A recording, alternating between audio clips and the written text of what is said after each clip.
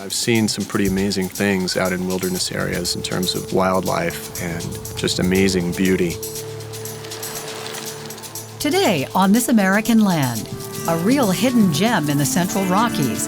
Hikers, mountain bikers, and skiers join forces to preserve this landscape. The ferret is considered a flagship species. So if we can save the ferret, we can save this entire prairie world, 130 unique plants and animals. It's graduation day for these black-footed ferrets. We'll show you their comeback and their coexistence with these scrappy prairie dogs. A community fights fire with fire to protect one of the country's most famous islands. And scientists are going to great heights to learn more about the water cycle. Every droplet leaves a clue about this precious resource. Those stories and more, now on This American Land.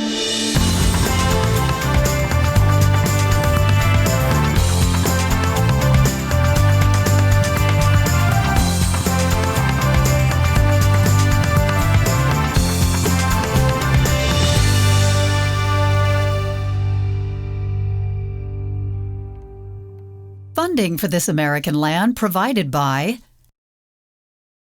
the Weiss Foundation and the Turner Foundation.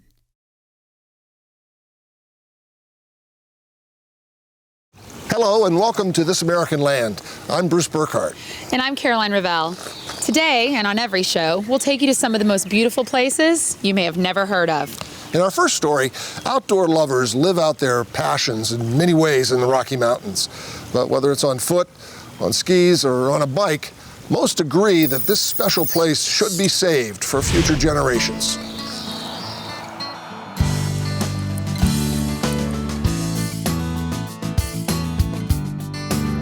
Every mountain biker who goes out and rides far and goes out into these natural places appreciates them. Incredibly beautiful place and a big playground for us. For me and my family, this is our escape.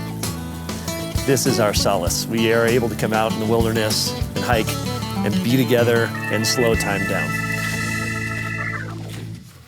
Whatever your outdoor passion, the Central Rockies can provide the location and the inspiration. This region is aptly known as hidden gems, but protecting 342,000 acres now and for the future is a juggling act. It's been a 12-year campaign. We feel that it's been really fully vetted, and it's really ready to become law. Susie Kincaid is part of the Hidden Gems Wilderness Campaign, which is working to identify and protect biologically important wild lands with wilderness designation. It's a designation that can only come from Congress. She's consulted more than 100 local groups representing the two-legged, the four-legged, the two-wheeled, and the four-wheeled, and is working to support the efforts of Colorado's congressional leaders to develop and pass wilderness legislation. One of the things I'm proudest about with the Hidden Gems, we've sat across the table with the motorized users, the bicyclists, the Forest Service, the BLM, the Division of Wildlife, and really poured over the maps with a fine-tooth comb, gone out on the ground and adjusted our boundaries so that we've made the compromises that it takes to make everyone happy. Check this one out. It's supposed to be a fairly difficult downhill for a mountain bike. Architect and mountain biker Steve Novi says it hasn't always been easy. Before, there's been a lot of contention around these issues and around this proposal, and there's been a lot of misinformation. Novi believes most visitors, whatever their sport, will still have plenty of wide open spaces if the wilderness designation succeeds. If you want to drive your Jeep or your ATV or your snowmobile somewhere, you have hundreds and hundreds of thousands of acres where you can go, and so I don't see the need to have every single area open to motorized use or even for mountain bikes. As a mountain biker, I'm willing to get off my bike and hike or ski or canoe or any of the wonderful other things that you can do in wilderness. Barriers like fences and roads are a major consideration in setting up wilderness boundaries. In the wrong places, they can have deadly consequences for wildlife. We have everything from moose to bear to elk, and I think it's really important to preserve the wild corridors for these animals. Birds need to move up and down the mountain at various times throughout the year, so connectivity is vital. What happens is development and road building fragment these areas, and that creates a little island effect that these animals are getting squeezed into these habitats, and it makes it very difficult for their survival. I think it's hard enough living up here. I mean, it's 10,000 feet to 13,000 feet. There's harsh weather, and food supplies are rather limited. So anything that we can do to maintain their natural habitat and roaming area is very, very important to preserve. So what do you think slipperier, the ice or the snow? The ice. Yep, so step on the white stuff, the dry. Like it. So it's a great place for bears to come in here. Build a little bridge. The elk, right, Hannah? Elk and deer, this is a great spot. You can even see where, in some places, Hannah, that they've laid down a little bit and slept here because the water's here. Real estate agent Josh Lautenberg takes his family out here every chance he gets. A lot of people may not understand the importance and significance of a wilderness designation, and some people are concerned about losing rights and access to certain parts of land. We have more than enough real estate developments, we have more than enough residential communities to live in, more than enough restaurants and stores, and way more than enough trails for all of us to enjoy already. A wilderness designation would also keep the area free from mining and drilling. People are interested in natural gas, exploration, mining, logging. I feel that, yeah, there's a place for that, but I don't feel that these wilderness lands are that place. There's no logging, there's no mining in here. I think that's why we would like wilderness protection. That is the highest protection, to keep some of that at bay. The Hidden Gems really is about the long view. It's about 100, 200, 300 years in the future, preserving complete intact ecosystems that will serve future generations far beyond those we can imagine right now. Who first promoted the wilderness idea to protect the nation's most pristine undeveloped lands? Conservationist Aldo Leopold in 1925. Prairie dogs and black-footed ferrets have evolved together across the West. They fought off disease, development, even all-out efforts to wipe them out. While humans have played a part in their decline, there's now a determined movement to balance the needs of these animals with humans. Gary Stryker has our story.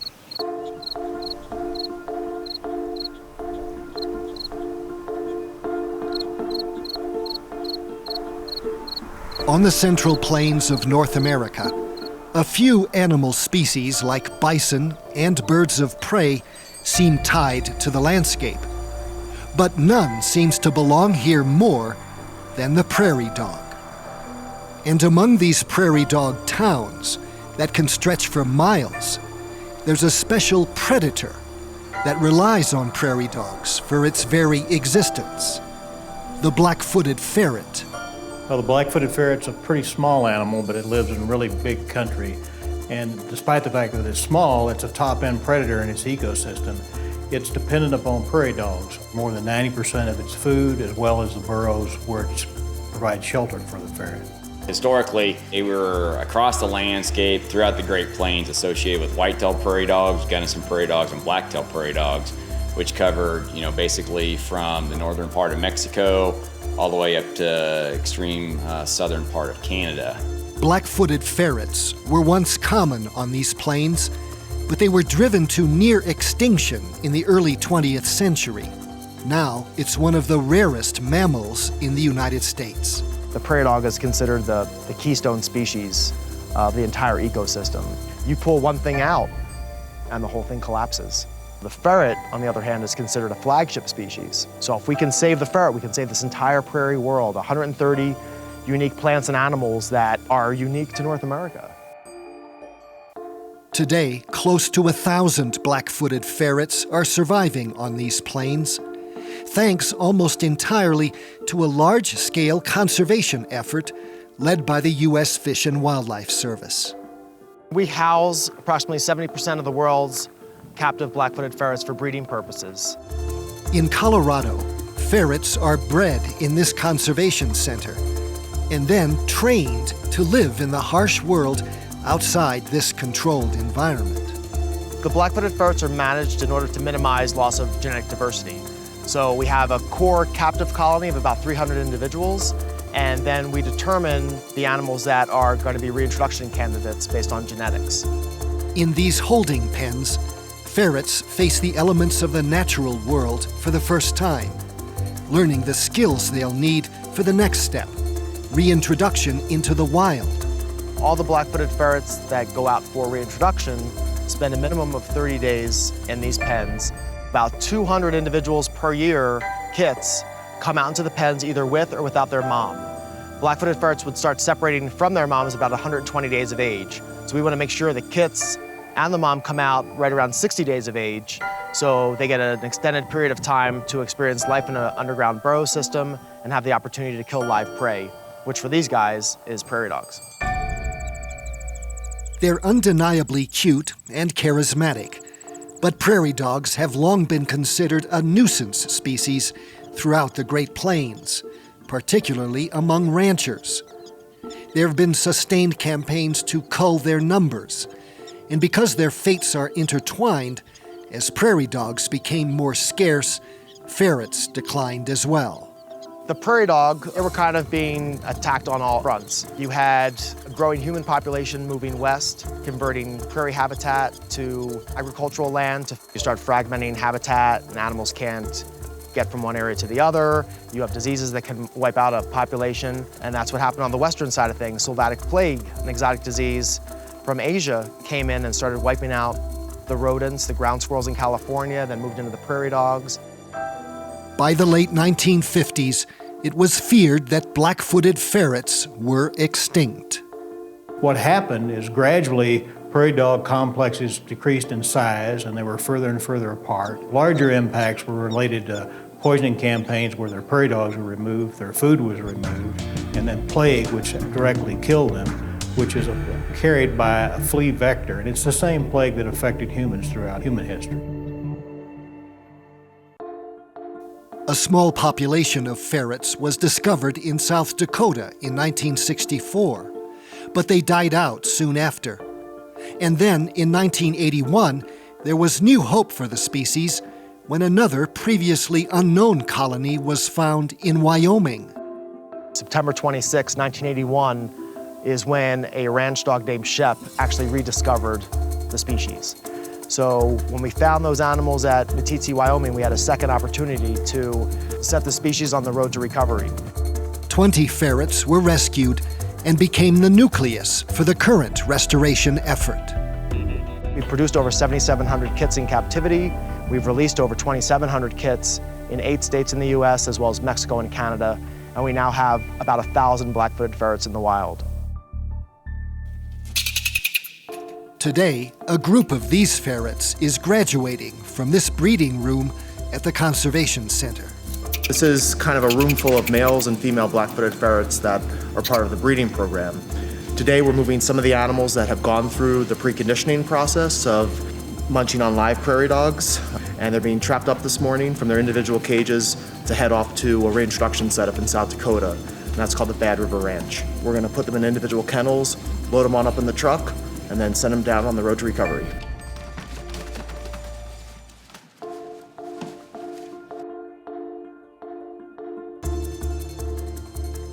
Most ferret reintroduction sites are on publicly owned land. Bad River Ranch in South Dakota is unique in that it's one of the few sites on private land. You would think that in a country the size of the U.S., that there would be sufficient habitat that they could live and carry out their life functions. But it's hard to have the right habitat, especially on private land. A lot of people don't want prairie dogs.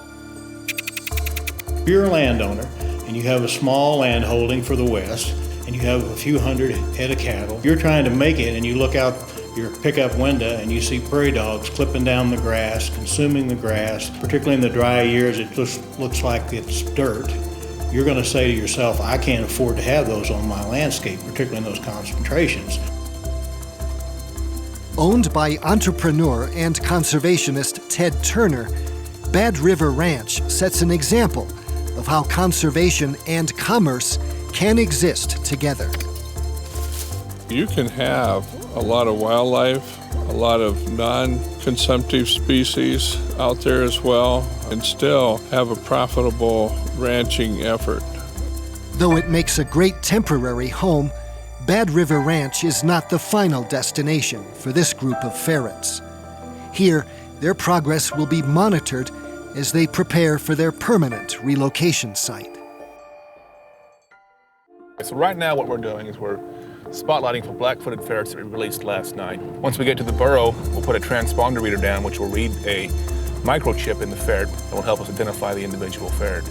What we'll do is we'll monitor these ferrets very intensively for a week to 10 days, keep track of them, find out where they're moving, then we'll leave. And we'll come back in a month and recapture these ferrets, assuming that the ferrets that have survived are the most fit, and actually move them to a more permanent release site in New Mexico. This is where the ferrets learn to be ferrets. Although this conservation effort has a long way to go, the goals are clear. We played a role in their decline. This basically is America's backyard. The Great Plains goes right down the backbone of the United States. So it is our responsibility to do the best we can to try and restore not only the black-footed ferret, but also that ecosystem, 130 plants and animals unique to North America for future generations to enjoy. What kinds of noises do black-footed ferrets make? Loud chatter, low hissing sounds, chuckles and tiny squeaking sounds, all of the above. All of the above. Ferrets bark and hiss when they're excited, chuckle during breeding, and squeak softly as kits or babies. To help conserve water, researchers have to understand where it all goes. Following water's life cycle involves studying snow, soil, and sap. Miles O'Brien has the details in our Science Nation report. Water, a precious resource for sure, and one many take for granted, until there's too little or too much.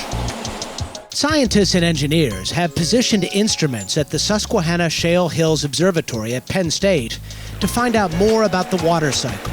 It's one of 6 critical zone observatories. What we're trying to do is build an experimental test beds across the United States, and actually we're also working with the Europeans to understand the cycle of water in all the details. With support from the National Science Foundation, environmental engineer Chris Duffy and his team are focused on learning everything they can about the Shale Hills watershed. We use things like laser precipitation monitors or infrared lasers that measure droplets, in fact. And it tells us the type of rainfall, whether it's rain or snow or sleet. Some of it evaporates. Any water vapor that's leaving the watershed and going into the atmosphere is captured by those sensors. When you're working with trees, it's hard to measure all the water being transpired. This sap flow sensor measures the rate water moves through trees. It's no surprise that plants are huge water guzzlers. We're climbing trees to collect branch samples. They measure how deep roots of plants and trees go to quench their thirst. So we climb up and we get these branch samples and we put them in the vials. We can take them back to the lab, take the water out of them, and get an idea of where the water in the tree actually came from. Geology plays a big part. The type of soil and rock under the observatory determines how much of the water will seep into an underground basin. Does it have a chance to clean itself as it moves? Is it picking up material as it goes? So some understanding of what water does in the subsurface is important to all of us. And Duffy says from a big picture standpoint, that's more critical than ever because of climate change. Global change and global warming is accelerating climate effects and accelerating rainfall in some areas and accelerating drought impacts in other areas. He says a key goal is to help planners better predict the impact of floods and droughts on water supplies. What they're finding out at Shale Hills has really whet their appetite to know more.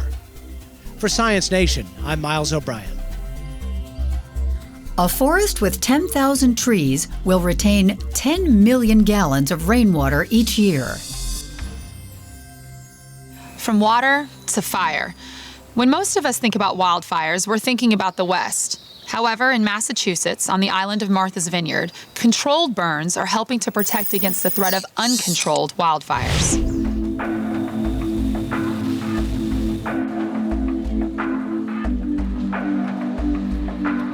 Martha's Vineyard in July, the height of the summer tourist season. It's impossible to visit here without seeing the bikes, boats, and beaches that make this island a vacation hotspot.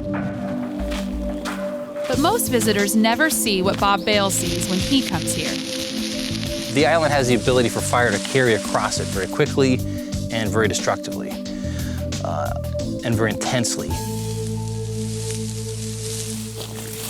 Bale is the fire manager for the Massachusetts Nature Conservancy. He says destructive wildfires are nothing new to the vineyard. They often plagued the island during the first half of the 20th century. There hasn't been a major fire here since, thanks mostly to public awareness. But when the area has been let go and not burned or treated for decades, then a wildfire in that kind of situation is very dangerous. this is what Bale is talking about. Surrounding many of the island's homes is shrubbery that has been growing out of control for years. It's as lush as it is flammable, and for Bale, it's all a little too close for comfort. Many of the leaves of the plants you see actually have volatile oils in them, so they burn a lot hotter than you might expect. And that live foliage is nothing compared to decomposed foliage already on the ground. It's as flammable as newspaper. So on a dry, windy day, just imagine there's crumpled up newspaper spread all over the forest and laying on the ground. That's how quickly it can get started.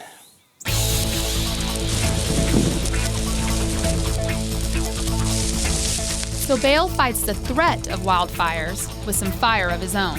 It's called prescribed burning, and it happens a few dozen acres at a time to rid an area of flammable shrubbery before it ignites by itself. Parker, you say when? Bale's job as burn boss is almost as much an art as it is a science. Before a single flame was ever lit here, flammable brush on the perimeter of the burn area was strategically mowed away to keep the fire contained. Then there's the weather. If it's too wet, nothing burns. Too dry and windy, and a prescribed burn could rage out of control. Yeah, we'll give this a few minutes to come together and burn itself out. So Bale waits until a day just like this, when the humidity, wind, and temperature are all just right to pull off a successful burn.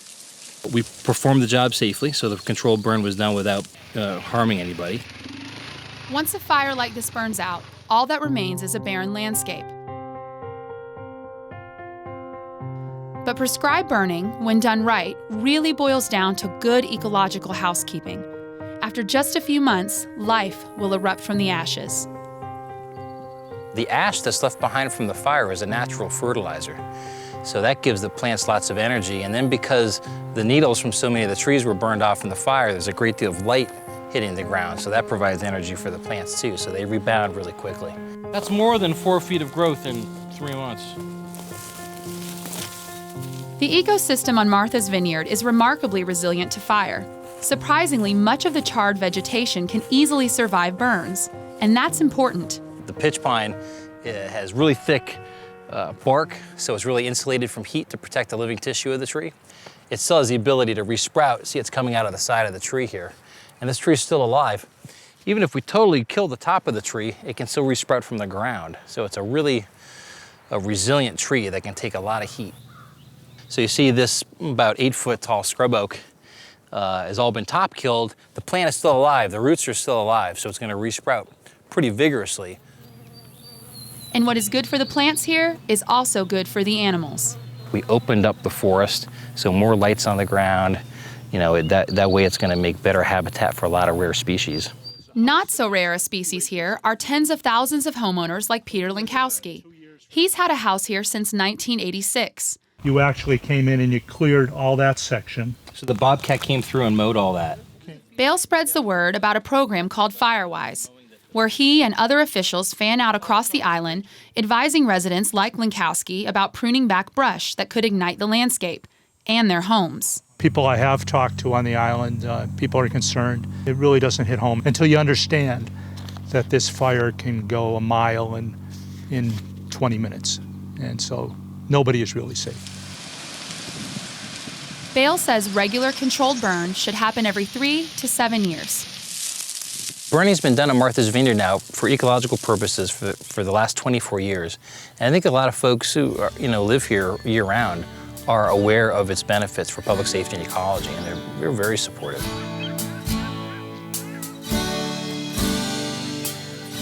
Life in Martha's Vineyard is more about waves than wildfires, so it's Bale's job to keep it that way, taking a little heat from time to time to maintain the island's ecosystem and keep its residents safe. Thanks for joining us on This American Land.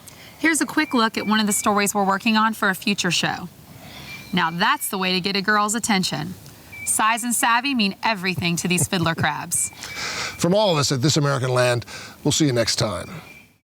For more information about this program, visit thisamericanland.org. Funding for This American Land provided by the Weiss Foundation and the Turner Foundation.